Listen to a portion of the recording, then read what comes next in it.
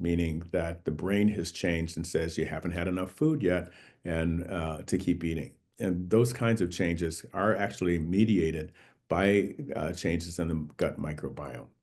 And so we really do need to do whole food, plant-based interventions to fix the microbiome. The vegan vegetarian diet within 2 to 4 weeks can change that microbiome completely around and make it more benign. I have to mention, can't talk about microbiome without mentioning TMAO, that's trimethylamine N-oxide, which is a product of the GI tract. It was published over a decade ago from the Cleveland Clinic. I thought when this came out, with the eggs and the cheese and the steak in this graphic, that everyone was going to go on a vegetarian diet from then on to avoid heart attack, stroke, and death. Well, that didn't happen. The interesting thing is the science has moved on. We know so much more about TMAO than we did back then. Bottom line is that it's red meat is the major issue with developing trimethylamine N-oxide, but is mediated by the gut microbiome. And if you can change the microbiome or just stop the red meat, you can reduce within 2 to 4 weeks, you can drop your TMAO level substantially. If you do that, you will find an improvement in health outcomes, and particularly getting rid of the red meat, you can reduce all of the cardiometabolic issues that we have with obesity, diabetes, and the like. How about real, not just risk factors, but bad outcomes? Heart attack, stroke, and death was shown to be dramatically increased if you have a high serum level of trimethylamine N-oxide. And if you have heart failure, the heart failure death is actually correlated with a high TMAO level as well. So this is all pointing to the fact that's been known this is 2012 from health professional follow-up study and the Nurses Health Study. That's the Chan School of Public Health. And when people say that red meat is just fine, and saying that that Walter Willett and Frank Hugh and the whole Harvard School of Public Health is with the nurses and the doctors that they've been studying are all completely incorrect. And I don't think that's the case. What they've shown us is that red meat kills, processed red meat kills faster. It's not just cardiovascular disease, it's cancer mortality as well. And its the dose response is very dense. It's a linear increase. The more you eat, the more complications that you have. And people who say anything in moderation, well, there's some truth to that. It is lower, but the biggest increase in this hazard ratio that you're seeing is between 0 and 1 serving per day. So, so never would be better for longevity. We have data from other centers, like the Swedish cohort of Swedish men, that also talked about processed and unprocessed red meat being extremely higher risk for heart disease, particularly heart failure, 243% increase in heart failure.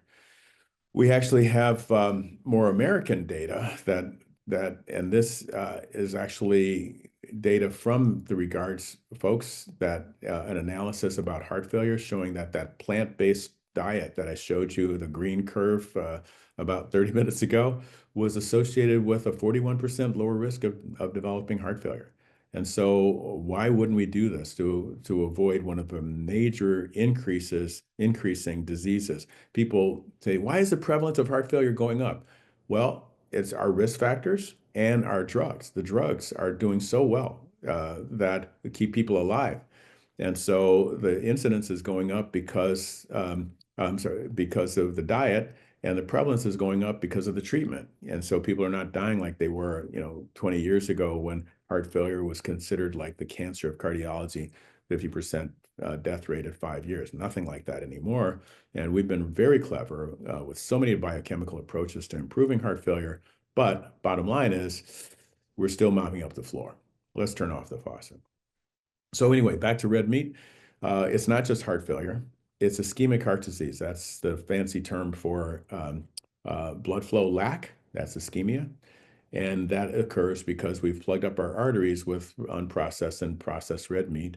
And you end up with substantially higher risk of heart attack and and heart failure from poor blood flow to the heart with blocked arteries if you're eating red meat, and processed red meat is twice as bad. Um, this is a graph that's supposed to depict diet scores. Looks like I went a little quickly there on it, showing that the more plant-based you are, the less heart attack, stroke, death, and heart failure you're going to have. So the pro-vegetarian diet dramatically lowers cardiovascular risk. So more plant-based foods, less animal foods, lower cardiovascular morbidity, mortality. So we have a fair number of studies like that. I'm just going to flash them up for a brief period of time. Red meat and the risk of coronary heart disease is really dramatic. And this one is a very special one from Frank Hugh and the Chan School of Public Health and Walter Willett, because this analysis of nurses and doctors actually took the idea, red meat is so bad for you. What can we substitute to make the outcome better? And they took the data that they had, turned it on its side and saying who's eating what. And the people who were eating nuts, for example, had more than red meat, had an 11% decrease in death rate. Well, it was true for pretty much everything. The best was soy protein. And so all those people, those soy deniers out there, I just encourage them to look at the data for cancer and heart disease. But any plant-based protein tended to do really well. One problem here, and it didn't reach statistical significance, and I think the first 3 years that I was quoting this data, I didn't really remark on this, but then something happened last year that I'm going to show you in a moment that made me take a different look at this. And that is fish substituted for red meat in their study did not show a statistically significant. Poultry wasn't significant either, but at least, and eggs wasn't either, but at least it was on the left side, meaning that they tended to lower the risk. They just didn't have enough data to make it statistically significant. But fish was on the wrong side, saying that red meat was safer than fish. How could that possibly be? People have been talking about seafood or fish as a substitute for red meat to improve health. They've been talking about that for a good 30 years. Well, then this happened. So it's 13 months ago. Unfortunately for our American population, this seems, I would say, to have been falling on ears that were not ready to hear this message. And so I've seen very little change.